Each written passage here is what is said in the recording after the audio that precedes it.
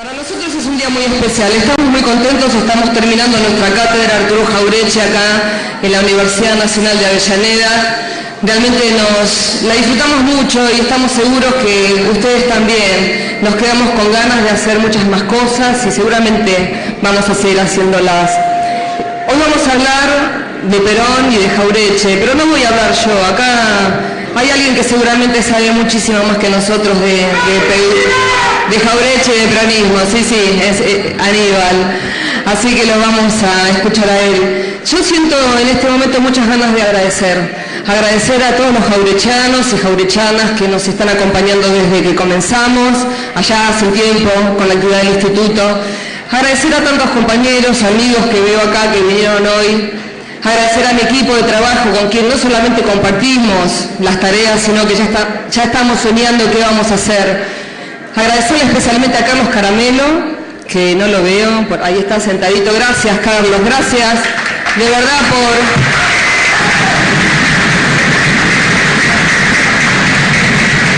porque cuando soñamos esta cátedra, allá por el mes de febrero, nos pusimos inmediatamente a trabajar para hacer esto, que fue una hermosa realidad, una realidad efectiva, como diría Perón.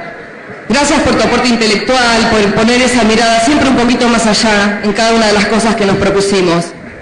Agradecerle a Calzoni, al rector de esta casa.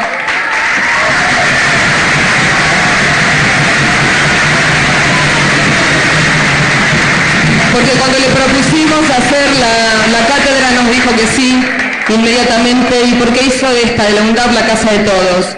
Agradecerte a vos, Jorge Ferraresi, que más allá de ser...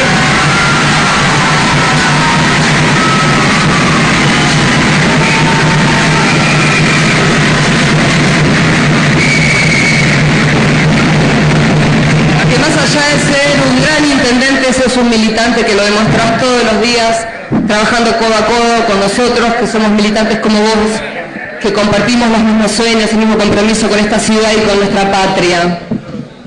Y especialmente a vos, Aníbal, agradecerte porque sos el inspirador de Jauretche Avellaneda, porque nos enseñaste...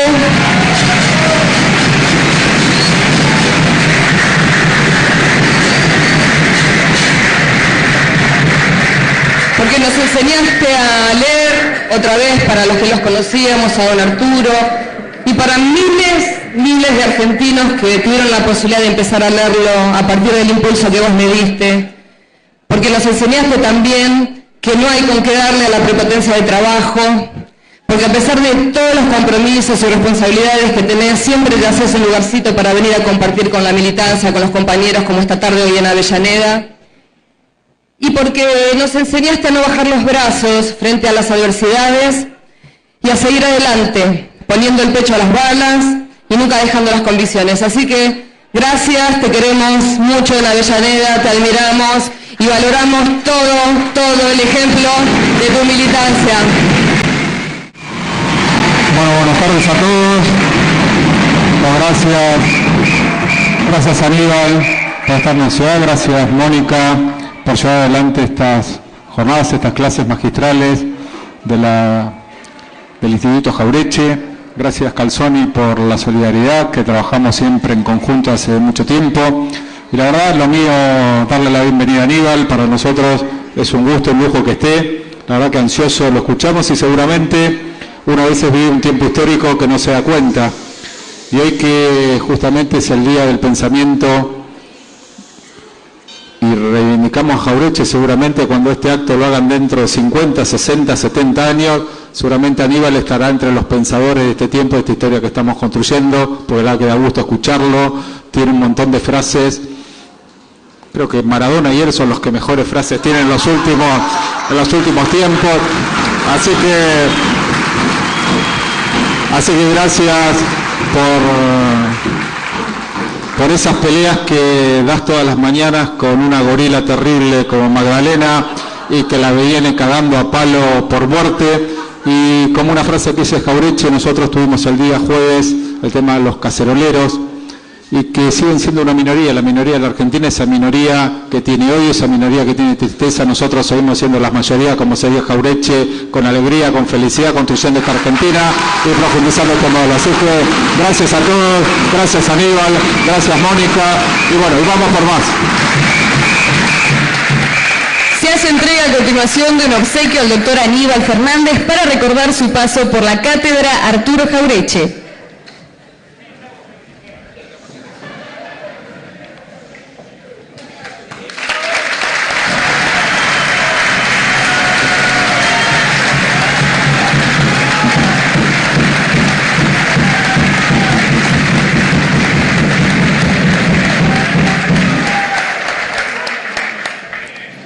Recibamos entonces con un fuerte aplauso las palabras del doctor Aníbal Fernández.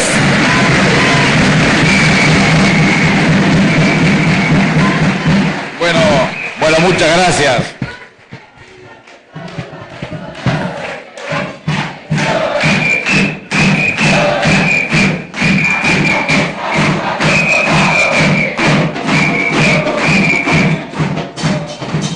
Muchas gracias, la verdad que da gusto venir a esta universidad y la mejor forma de contestarle a los caceroludos es viendo cómo los hijos de los trabajadores vienen a la universidad con aire acondicionado. Los negros tenemos derecho al aire acondicionado.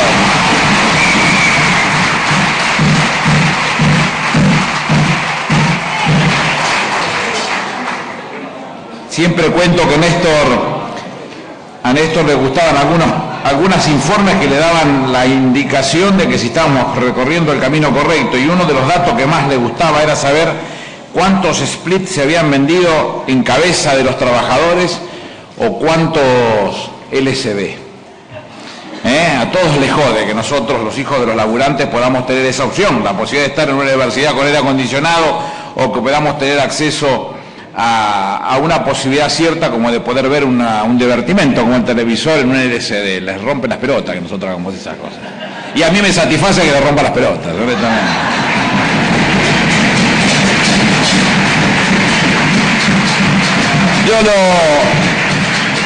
Uno se siente absolutamente reconfortado cuando se dice, vamos a dar una cátedra de pensamiento nacional. ¿Cuánto tiempo tuvo que pasar para que recuperáramos esa impronta de que entre nosotros pudiéramos sentarnos en una universidad nacional y popular a hablar del pensamiento nacional? Nos involucra a todos. Don Arturo decía, el pensamiento nacional son como los arroyos que bajan de la montaña, todos son el río, pero ninguno lo es en forma aislada. Seremos todos los que en el marco de ese pensamiento nacional podremos abonar una estrategia común que nos lleve hacia un punto determinado. Pero para eso tenemos que tener ese concepto, esa preparación, ese desarrollo estratégico que solo se concibe cuando nos juntamos entre todos a tratar de escudriñar entre los que nos fue dado en algún momento y sacar de él lo mejor de sí para poder construir esa nueva política. A mí cuando se ve un rector, a una funcionaria nacional y al intendente sentado en la universidad, ¿cómo no puede importarle al intendente lo que sucede en su universidad? Que los pibes de su barrio, de su distrito, tengan el ámbito adecuado para estudiar. A Mónica, ¿cómo no les va a importar? Al rector que se involucre y que comprenda que esto tiene que ser multiplicado entre todos, que no tiene que ser un acto meramente político. Tampoco me molesta que sea político, porque en definitiva todos tenemos derecho, pero en definitiva la discusión sigue siendo la misma. ¿Cómo no vamos a ser nosotros hoy los que nos sentimos halagados cuando llegamos a una universidad nacional y popular a hablar del pensamiento nacional? Es mágico, es maravilloso.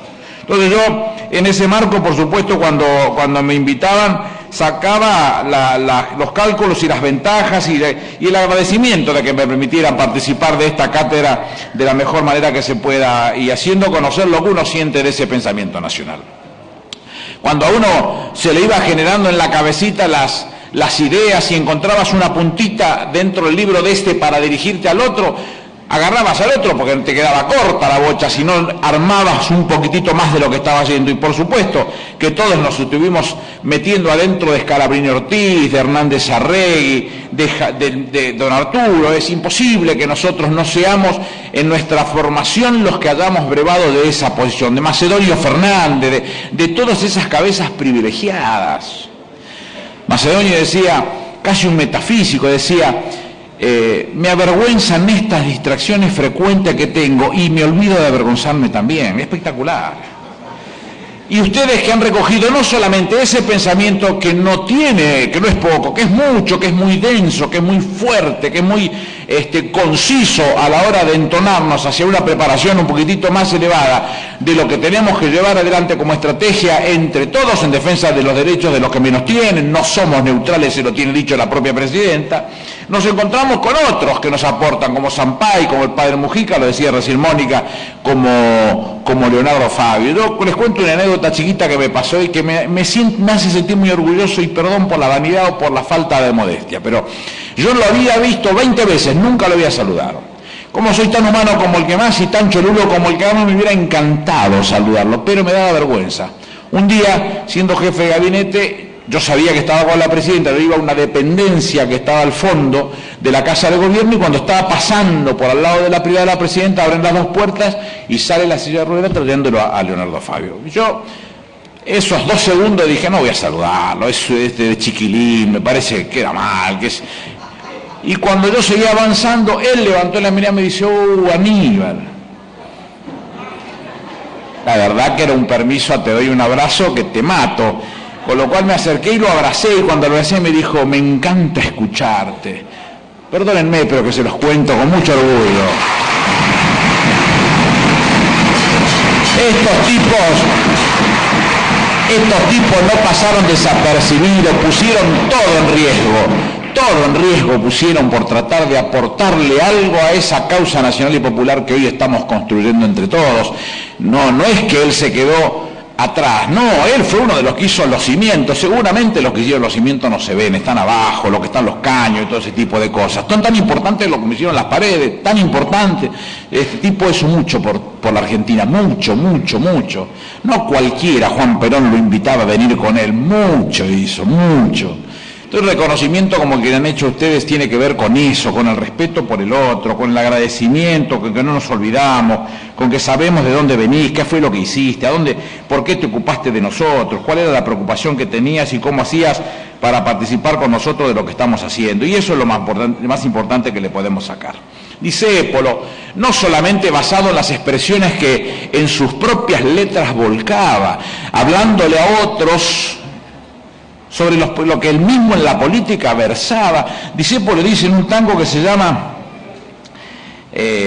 Tormenta, dice, aullando en el relámpago, perdido en la tormenta de mi noche interminable, Dios busco tu nombre. Es mágico, un tipo que lo que le está planteando es que preciso luz para seguir, dice, lo que aprendí de tu mano no sirve para vivir. ¡Qué magia! Yo siento que mi fe se tambalea, que la gente mala vive de Dios mejor que yo. Es mágico que un tipo a través de un tango, de algo tan nacional y popular y tan accesible a todos, le pudiera contar a Dios que al bueno le va mal en esta tierra, o por lo menos es lo que parece. ¿Cómo se hace para transformar una realidad que a él le fue negada y que nosotros hoy estamos viendo de la mano de aquellos que se animaron a plantear cátedras de la característica de la que estamos cerrando en el día de hoy? Todos forjadores del sentir nacional. Es imperioso que eso sea, y la cultura ha sido quizás una de las ramas más importantes de la revolución del 29 de diciembre de 1933. Parte una cantidad de jóvenes muy importantes, irigoyenistas, peleando contra el gobierno de Agustín Pedro Justo, fueron sofocados, pero ahí nace el Forja, en los que fueron detenidos en el Paso de los Libres. Ahí nace Al Paso de los Libres, escrito por el propio Arturo Jaureche y por entonces prologado por un señor antisarmientino y de pensamiento nacional que se llamó Jorge Luis Borges, y que después lo negara. Pero la realidad es que comenzamos desde un principio formando parte de una misma visión. Y es imperioso que lo veamos como un todo y que lo abordemos y lo vayamos viendo en ese punto. Un ciclo bárbaro, un ciclo importantísimo en la vida de una universidad y una universidad nacional y popular. La Argentina tiene, entre otros de tantos males que tiene, una inteligencia, como decía Arturo Jauretche, que ubicó al peronismo en un lugar ágrafo, es decir, los peronistas no son los que hacen cultura, los que escriben, los que marcan la ruta, no son los que van poniendo mojones a lo largo del camino, todo lo contrario, exactamente todo lo contrario. En cabeza de Juan Perón, la inteligencia política más clara del pensamiento nacional de la segunda mitad del siglo, de la segunda mitad del siglo XX, nos muestra con claridad que hay un tipo que se distinguía, que era un lector incansable, que era un lector compulsivo, generador de ideas, vivía pensando, motivando, generando cosas que nos generaba otras cosas nuevas y que eran a lo mejor lo que va marcando la cancha para los que vienen detrás de él y los que seguíamos esa propuesta política que hoy sigue encarnada en la cabeza de Néstor y de Cristina. Ese pensamiento de Juan Perón, por supuesto que después fue sometido a una espiral del ocultamiento a partir de 1955. Una de las tantas muertes que pretendieron darle a Juan Perón fue la de tratar de hundirlo en la presencia cultural para que desapareciera de esa forma. Y la mejor forma era suponerlo ágrafo, no hay nada de él que se pueda tomar como propio, o como piola, o como inteligente, o como de estatura, como para poder multiplicarlo y que tenga vivir. Si nosotros lo desarmamos a este chabón, no aparece nunca más. Exégetas, analistas, politólogos, se han encargado estos tipos de tratar de bucear en el pensamiento de Perón, tratando por un lado de desfigurarlo y por otro mostrarlo de una forma falaz a lo que realmente había sido el pensamiento de Juan Perón. Ahora, ¿con qué se consigue eso? Se consigue cuando detrás no hay nada, cuando detrás hay algo es imposible, porque seremos nosotros mismos los que agarraremos los pelpas que no muerden y empezamos a leer nuevamente lo que está sucediendo. Y es Perón el que les gana la batalla cultural sin lugar a dudas con el pensamiento nacional. Porque estos burros y reaccionarios intentaron o pensaron que un decreto de mierda 4161 hacía que uno no hablara más de Perón. Yo recuerdo que mi viejo decía, ¿qué sabés del que te jede? Decía mi viejo, el que te jede, y no voy a hacer cosas que lo nombraras y te metieran en cana, pero nadie dejó de hablar. Mi viejo...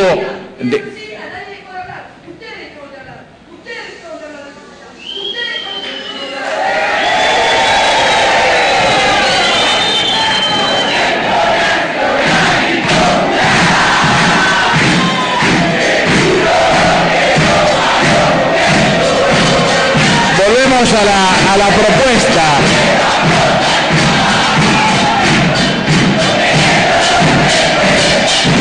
La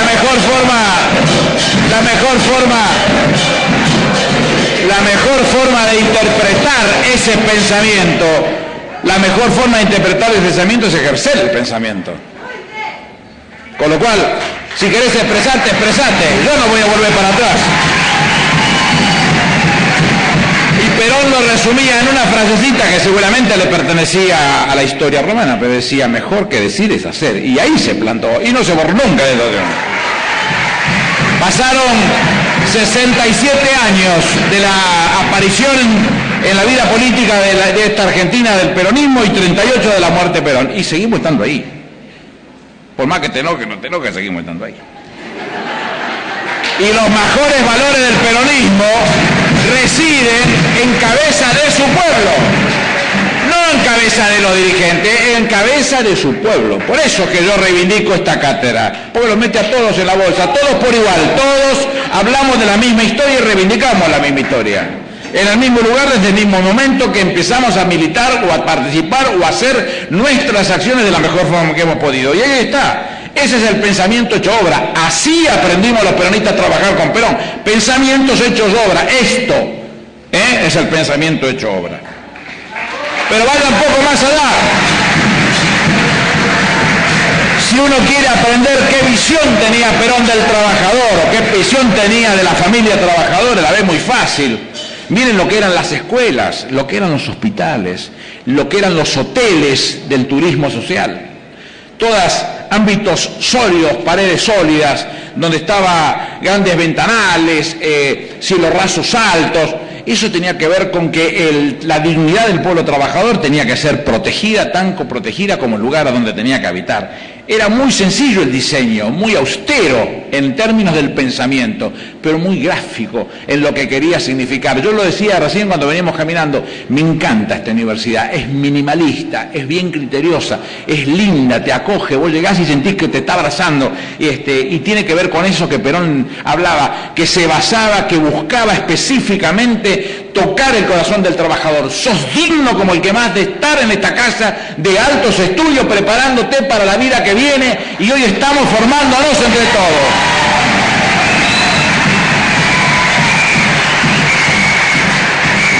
Y eso de las obras nosotros lo relacionamos porque tiene mucho que ver en esto. Es muy importante lo que es la visión que él tenía de cómo mirarlo o cómo interpretarlo al trabajador para que se sintiera que formaba parte de un todo, al que le había sido negado históricamente.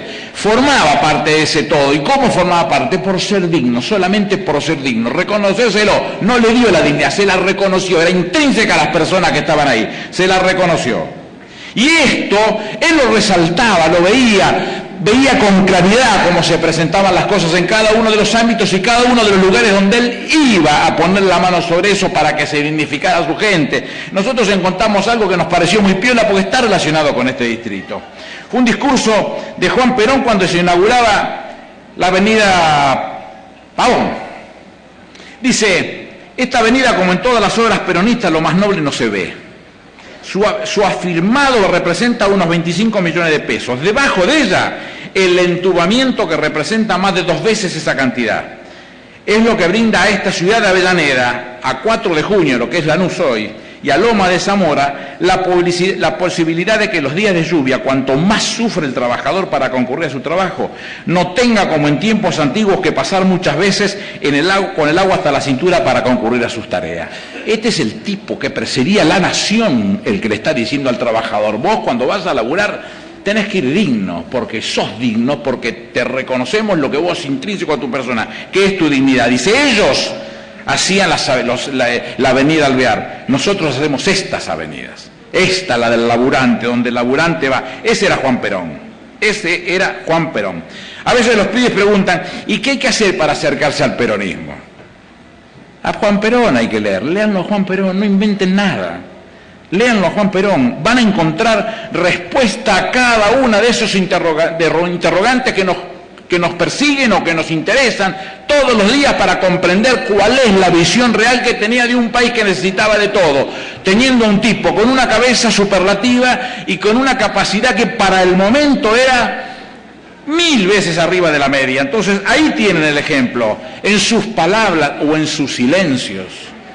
Yo he sido un peronólogo, pero no peronólogo por estudiarlo, que de hecho lo he hecho, pero cualquiera puede estudiarlo, no tengo nada de particular. Yo me he tomado el trabajo por la suerte que he tenido de participar de la política en determinados lugares con gente que en algún momento tuvo mucho peso específico y que lo han tratado personalmente de sacarle chusmerío. Contame, y guardármelo para mí. Son coleccionistas de datos inútiles a lo mejor, pero tenía una riqueza en esa gracia, en esa cosa en la que se sabía parar él solo y que sabía contestar y decirlo de formas muy particulares, que contenía, que sumaba. Cuando no se tenía que comprar los quilombos, no se los compraba. Llegaban a veces sindicalistas a ver lo que él los recibía inexorablemente a todos y por ahí llevaban sus quilombos para planteárselos adelante de Perón y salir del medio diciéndole, me voy muchacho que empiezan los 3 chiflados, cosas por el estilo. Con lo cual tenía esa visión a través de sus palabras, pero a través de sus silencios. Y con sus silencios sabía a lo mejor poner las cosas en la construcción y en la formación de lo que estaba haciendo, porque ese es el principio de la construcción política, del adoctrinamiento y de la idea de conducción, siempre con la mirada puesta en el futuro. Un tipo que tenía una cabeza distinta, no se va a parecer otro argentino a ese, no lo va por buenos tiempos. Véanlo si quieren en el deporte, algunos lo mirábamos a Pelé cuando era muy chiquito, pero después apareció un Maradona que es un monstruo y aparece este pibe que no se sabe a dónde termina. Bueno, en esto es algo más o menos parecido. No se encuentran líderes en el mundo que tengan esa estatura y por primera vez vemos la separación real entre el poder formal y el poder real a partir de la aparición de Néstor y de Cristina, recién después del primer gobierno de Juan Perón. Esta es la discusión. Cuando él va a la inauguración de la República de los Niños escribe, me pareció también piola para contárselo, dice que en esta República de los Niños aprendan los argentinos a ser justos, libres y soberanos, para que nunca puedan aceptarse la explotación de los hermanos, la sumisión económica y el vasallaje político. Esto lo escribió de puño y letra y le puso el gancho en el libro de oro del ingreso a la República de los Niños. La visión estaba puesta en el futuro. ¿Dónde, si no en la República de los Niños, donde iban a estar los pibes nuestros, que después iban a venir a hacer esta universidad, donde sus intendentes, sus rectores le ponían aire acondicionado? Ahí estaban.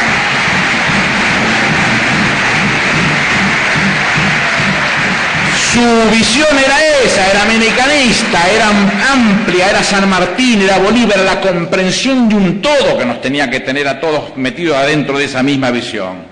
Él dice, el 11 de noviembre, hace un par de días atrás, se cumplió el aniversario de 1953 en la Escuela de Guerra, habla por primera vez de la ABC, Argentina, Brasil, Chile. Solos no se puede, solos no se puede. Lo que decimos para el pensamiento nacional en términos de personas, lo podemos decir para el pensamiento americano en términos de países, solo no se puede. Hay que juntarse con otros para que esto pueda tener una visión más grande. Muchos años después, 1974, el 8 de abril, dice: una Latinoamérica desperdigada como somos no se podrá defender, no van a quitar las cosas por teléfono. Entonces, ¿cuál es el problema? Unámonos, organicémonos y preparémonos para defendernos. Hoy es el UNASUR. Esa visión sigue siendo el pensamiento nacional, también la patria grande es el pensamiento nacional. Porque en la diversidad que podamos tener, también nosotros tenemos intereses comunes. Yo, por haber sido jefe de gabinete, soy muy prudente cuando me expreso respecto de otros países soberanos, muy prudente, pero yo sigo siendo solidario con los alumnos de Chile que quieren ir a las universidades públicas y en las mismas condiciones que los nuestros. Razonemos que en las expresiones de Juan Perón del 53 y del 74 la Argentina miraba a Europa. Esa era el norte al que teníamos que perseguir. ¿A dónde pensábamos arribar nosotros? ¿Qué era lo que se sentía? Se sentía que se formaba parte de ese continente y no que formamos parte de Sudamérica. Perón lo veía más claro que ninguno. 30 años adelantado, como en el ajedrez. Cuando uno estaba por mover la pieza ya tenía 15 jugadas pensadas antes que los otros. Y cuando él hablaba de esto, de la patria grande, de la inclusión que hoy la UNASUR nos muestra, de todos los países, de la CELAC que meta inclusive no solo los países de Latinoamérica, sino de Centroamérica y del Caribe, esto que nos contaba Juan Perón a 50 años, después lo logró volcar a su repertorio Alfredo Zitarrosa, un uruguayo inigualable en lo que él llamó las décimas al saludo al pueblo argentino. Fíjense lo que decía Zitarrosa, dice: tratamos el mismo asunto orientales argentinos, ecuatorianos, fueguinos, venezolanos, cusqueños, blancos, negros y trigueños forjados en el trabajo, nacimos de un mismo gajo, del árbol de nuestros sueños. Él, Juan Perón, soñaba esos sueños. ¿Cómo no comprender a dónde quería ir? Era imperioso que en su sueño se tuviera un ámbito tan concreto y tan conciso como para que todos, sin pensar lo mismo, somos distintos, somos diversos. Chile no tiene un pensamiento como nosotros, y Colombia hoy no tiene un pensamiento como nuestro gobierno, pero en la diversidad podemos pensar algo en común. Eso nos va a dar una respuesta cuando nos sentemos a una mesa como un todo y no como cada uno desperdigados. Todos son en el mismo río, diría Jauretche, pero ninguno lo es en forma aislada. Esta es quizás el mensaje más fuerte que nos podía dar por entonces. Un hombre sin dogmatismo, un hombre preparado para la cabeza abierta, incorporar de cualquier lado que viniera esa visión nacional y popular y comprenderla. Cuando él viene descarnado, él es consciente que se necesitan de todo. A mí me contó un día Osvaldo Pugliese, tuve una oportunidad de llevarlo aquí, siendo yo intendente, a un acto. Cuando viene Perón se arma una suerte de festival en agasajo a Perón. Entonces lo invitan a Pugliese, que Perón lo había metido en cana 40 veces. Y Pugliese dice: yo tengo que ir, me invitó el presidente de la Nación, yo tengo que ir. Entonces dice que venía Perón saludando uno por uno, y cuando llegue y lo saluda, dice Pugliese: yo me quedé petrificado, no sabía qué hacer realmente. Y él se me acercó y me dijo: gracias por saber perdonar. La cabeza del tipo puesta en esa amplitud. Había capacidad para comprender que otros también podían formar parte de una posición política similar. La gráfica de su visión en el tiempo la expresa el 21 de febrero del 72. Él lanza una carta que se llamó Mensaje Ambiental a los pueblos y gobiernos del mundo. Y la verdad es que para todos los que éramos lectores compulsivos de lo que mandaba Perón y los que alguna vez escuchamos algunos de los discos que supo mandar y ese tipo de cosas, decía que este tipo está loco, ¿de qué está hablando? De recursos naturales, de cómo se comportaban, de qué es lo que iba a suceder esto. Decía un pedacito nada más, dice, el ser humano cegado por el espejismo de la tecnología ha olvidado las verdades que están en la base de su existencia y así, mientras llega a la luna gracias a la cibernética, la nueva metalurgia, combustibles poderosos, la electrónica y una serie de conocimientos teóricos fabulosos mata el oxígeno que respira, el agua que bebe y el suelo que le da de comer y eleva la temperatura permanente del medio ambiente sin medir sus consecuencias biológicas. 21 de febrero de 1972, 50 años después, nosotros 40 años después estamos hablando de cómo contener algunos de los puntos que él marcaba para los líderes del mundo. En el marco del pensamiento nacional, es innegable que el tipo era un adelantado, es imposible no darse cuenta. Ahora, seguramente ustedes pueden pensar, y este tipo se piantó para el carajo y se olvidó de lo que estábamos hablando del pensamiento nacional, pero no es así, absolutamente ligado a esto.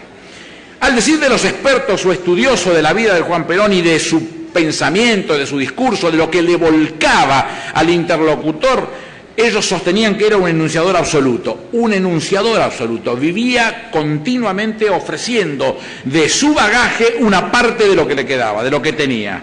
Alguien que a través de sus palabras fue capaz de darle carnadura a sustantivos colectivos abstractos muy difíciles de definir como patria, como pueblo, como trabajadores, al único que le reconozco capacidad para hacerlo. El Conejo Negro, el juez jefe de la Ciudad Autónoma, en el exilio, dice, la gente estaba contenta, la gente no hace pis, la gente no hace nada, no existe.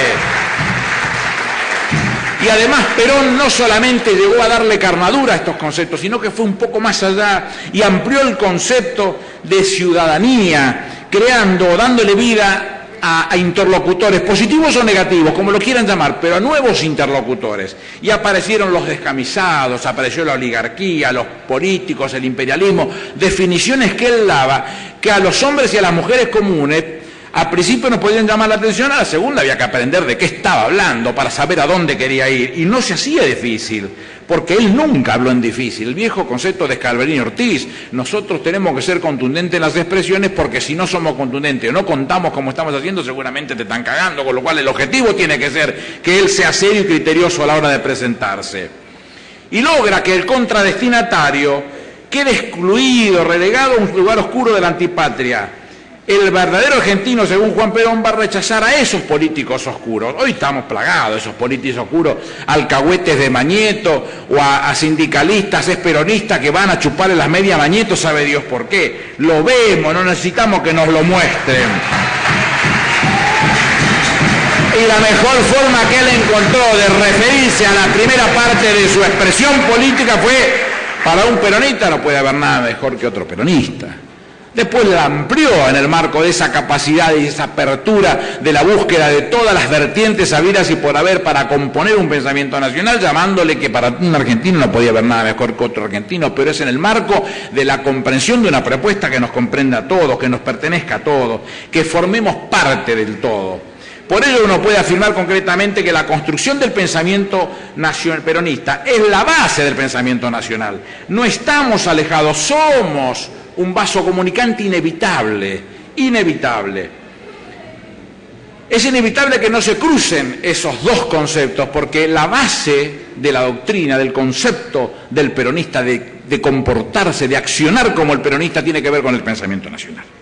Esa unidad de concepción para la unidad de la acción que define Juan Perón en Conducción Política es quizás la que más consolida esa forma de ordenar las fuerzas políticas. Y es importantísimo porque esta definición de Perón de los 70 es la declaración más palmaria y concreta de lo sucedido el otro día, el 9 de julio. Nunca tuvieron unidad de concepción, parecía una terapia de grupo. Cada uno hablaba de lo que quería. Solamente uno puede descubrir y debe descubrir.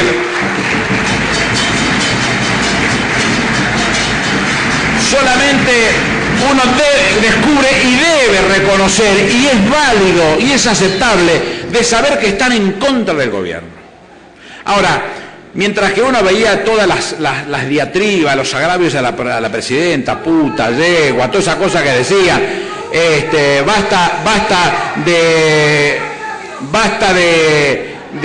decía un cartel, basta de luto por un ladrón, yegua, puta, todo eso que dijeron de la presidenta, lo podemos asumir buscando alguno de los carteles positivos. Eso dejémoslo para ellos, que cada uno se cueza en su propia salsa. Busquemos qué es lo que servía de lo que decía.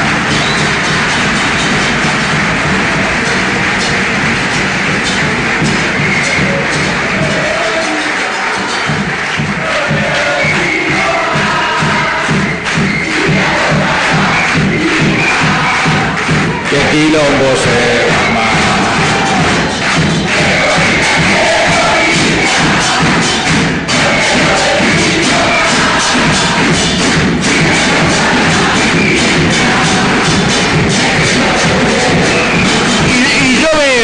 Y yo comprendo que puedan tener esa visión de estar en contra del gobierno. ¿Por qué no? Ahora, cuando uno ve un cartel que dice no a la asignación universal por hijo, no a las netbooks para los pibes, les doy una mala noticia, lo vamos a seguir haciendo igual.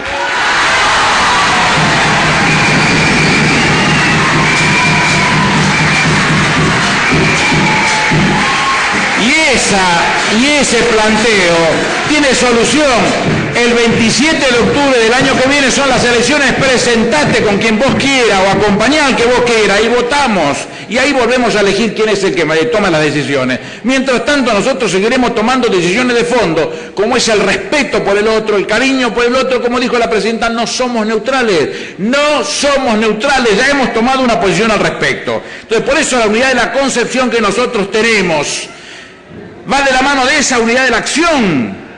Y nos la proponía Juan Perón y se consolida con la forma de ordenar las fuerzas políticas. Ese es el secreto, que no consistió en lo del otro día, no está en lo del otro día. Dice Vicente Galvano, Perón disponía de las fuerzas políticas internas a la manera del general en el combate, y no es menor esa expresión. Es una concepción que determina la vida política del propio Perón. Decía, las guerras y las batallas las ganan los conductores, y no minimiza la participación del que está al frente de la lucha, sea en la guerra o sea en la discusión política. No la minimiza, al contrario, le da valor, porque la responsabilidad es del que tiene que conducir los destinos, y ese es el que se tiene que hacer cargo.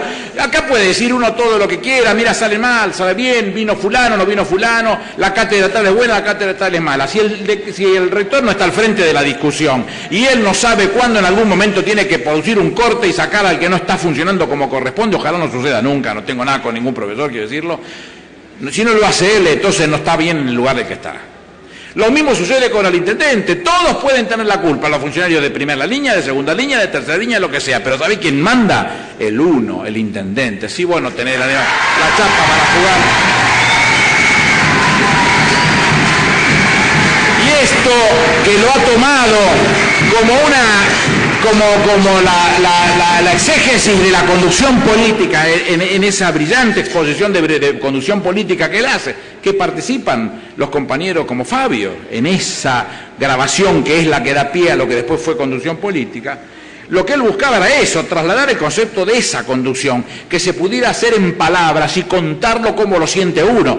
Como no es una ciencia exacta, va a dar lugar a un montón de interpretaciones, pero va a dar lugar a que la puedas ver desde la cabeza del que la está pergeñando, a dónde quiere ir y cómo quiere ir. Ese libro no ha sido leído muy bien ni por los críticos, ni los politólogos, ni por los cientistas, no ha sido bien leído, no ha sido comprendido en el fondo, ni ha sido comprendido en la terminología a lo mejor marcial que Perón utilizaba por ser un general de la nación en cuanto a la organización de los cuadros políticos, pero nosotros de ninguno, esto es la impronta y después tirárselo al pueblo para que el pueblo lo mastique y lo use como él quiera. Nosotros no usamos ninguna de esa codificación. Solamente utilizamos lo que entendemos que se va ayornando día a día por ese viejo concepto de que la doctrina era la única capaz de soportar la acción destructora del tiempo, decía Perón, y es capaz de soportar la acción destructora del tiempo. ¿Cómo? ¿A través de quién? De los hombres y las mujeres comunes, que lo multiplican, que lo dicen en sus casas, que lo cuentan a sus hijos, o lo cuentan a sus alumnos, o lo multiplican entre sus alumnos mismos cuando se juntan en ámbitos de esta característica en cátedras tan importantes como la que llevan ustedes a cabo. Si aceptan un consejo, llévense para su casa y búsquense el proyecto del modelo nacional. Es una Biblia casi del final de la carrera política de Juan Perón, casi de sus últimos días, donde se ven perlas que a lo mejor hoy colisionan con la visión de la Argentina en la que estamos. No se puede ser eterno. No hay un libro de Perón que hable de la inseguridad, porque no tenía esa problemática en él. No pueden contar, no pueden decir, Perón decía ante la inseguridad que tengo que hacer tal cosa. No se puede hacer eso. Pero seguramente van a encontrar en él muchísimos de los elementos indispensables para poder comprenderlo. Visto desde el punto de vista del peronismo, más que de Juan Perón, dice Horacio González en su libro Reflejos de una vida, dice, si existiera el reverso de la carne, no sería la muerte, serían las biografías, dice él. Entonces a uno se le ocurre jugar con las mismas palabras y con la misma visión que él tiene de una cosa tan grande y tan concisa como es la existencia de la gente en sí mismo y a dónde se puede ir con ese tema. Entonces uno puede decir, si existe un reverso de la muerte, ese sería el pensamiento en acción, el pensamiento hecho acción, atravesando el tiempo. Y él lo logró. Él nos empezó a contar cosas en los 50 que después él mismo revisó. Él creó en algún momento en Retiro el mercado de frutas y hortalizas y después lo da vuelta en el año 52. Después van y pusieron un mercado central que no tenía ningún sentido. Él mismo ya había probado que no servía. Y mientras que hablaba de ponerle un corte al manejo del petróleo, en el 54 él firma los primeros contratos con la Standard Oil. Y siempre con una concepción nacional de defensa de lo propio. ¿Dónde está el que piensa? Es que sabe que todas las cosas se ayornan todos los días, las tiene que interpretar para revolver y volverlas, darle formato de la mejor manera. Y Juan Perón lo logró. Todo esto que nosotros suponemos, vuelvo a insistir, como si fuera reverso de la muerte, el pensamiento hecho acción atravesando el tiempo, Juan Perón lo logró.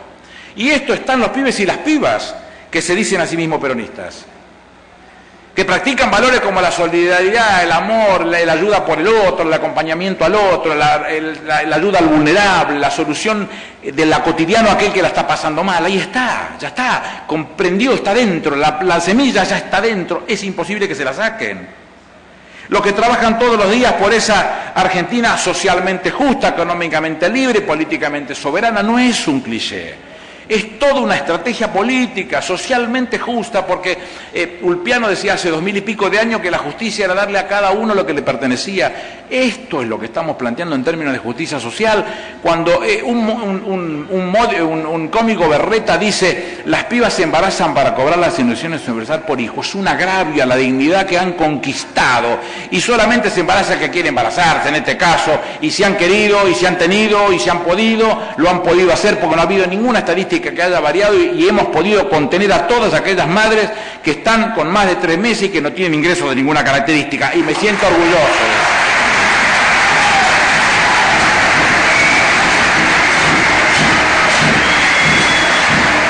Pero paralelo a mi persona, paralelo a mi generación, hay muchísimos pibes que vienen a esta universidad que son hijos de parejas que tampoco lo conocieron a Perón. Yo lo conocí a Perón muerto, no lo conocí vivo, y ni siquiera cuando murió, lo conocí cuando cambiaron el cajón, no lo conocía a Perón, pero las familias de mi generación, un poco más grandes que yo, que tienen pibes en la universidad, han vivido como un peronista, han mamado el peronismo, lo han expresado en el de todos los días. Nadie se jacta cuando ve al vecino de malas condiciones, nadie se siente bien, todos tenemos ese concepto y ese concepto se trasunta, se expresa, se muestra, se vive de esa manera, y eso es quizás la conquista mayor que haya logrado trascender el pensamiento a la obra, y la obra expresada en la mejor forma que lo pueden absorber nuestros pibes en ámbitos adecuados como en el que estamos hablando. Se honra las enseñanzas y los preceptos de este hombre, si no es igual que los demás. Ha tenido la capacidad de generar una cabeza distinta. Yo me acuerdo, mi viejo decía, yo no lo voté a Frondizi, y Perón había mandado a votar a Frondizi. Entonces, en algún momento, cuando uno lee, dice, general, dice, pero hubo 16% voto en blanco. Y los muchachos.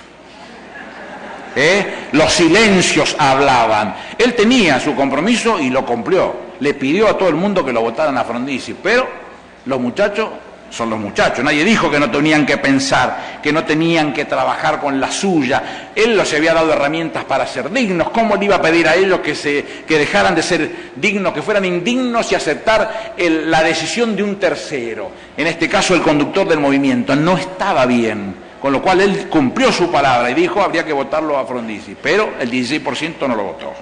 Con lo cual, lo que uno siente en esto es que es el político a lo mejor de mayor envergadura que haya tenido la Argentina. ¿Y por qué razón? Y porque tuvo la rara habilidad de tener el poder antes de tener el partido. Él tuvo el poder antes de tener el partido, capacidad superlativa de poder conquistar a través del mensaje, de la propuesta, de la honestidad de su propuesta con sus acciones, el pensamiento del otro. Y que el otro le prestara atención, cumplieran, lo vieran, lo acompañaran, porque no les había mentido, porque les había mostrado a dónde podía llegar. Y nosotros hemos brevado en esa fuente durante tantos años mostrando que se podía conquistar una propuesta política de idéntica forma con lo que él nos había enseñado y ayornándonos nosotros mismos. Por eso decía que la doctrina era capaz de soportar la acción destructora del tiempo. Él ha sido el comandante de una revolución en paz, y realmente ha sido una revolución en paz, y nosotros no queremos otra cosa. Cuando sucedía lo del otro día, decía Cristina antes de que llegara a este acto, cuando haya un problema en la calle, si lo hubiera, no es el momento de convocar a los compañeros, hay que buscar un abogado y denunciarlos. Hasta ahí llegamos nosotros. 5 por 1 nunca más, hay que buscar un abogado y denunciarlo.